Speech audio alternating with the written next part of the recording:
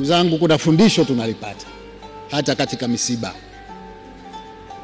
Fundisho lenyewe ambalo mimi nimelipata ni kwamba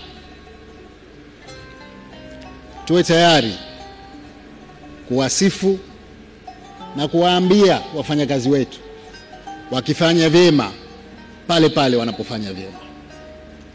Tusingoje mpaka mtu kashatangulia mbele ya haki, leo hapa ndio tunatoa sifa zake. Charles alikuwa ni mfanyakazi mzuri. Sote tunatambua kazi kubwa aliyokuwa anaifanya. Utekelezaji wa ilani ya Chama cha Mapinduzi ulikuwa umefika kwa kila mtu kwa sababu ya kazi nzuri aliyokuwa akifanya yeye pamoja na wenzake.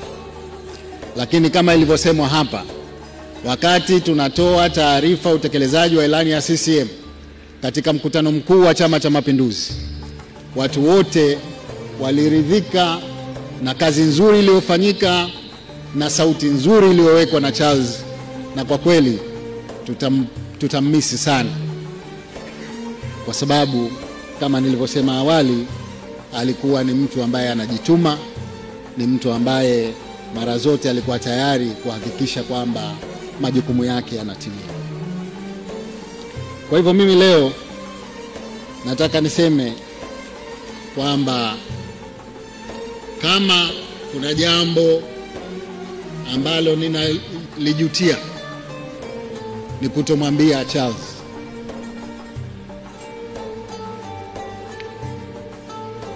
Mapema. Ndugu zangu, tumeondokewa na mtu mzuri, mtu mcheshi, mtu mchapakazi na mtu hodari wa kazi yake.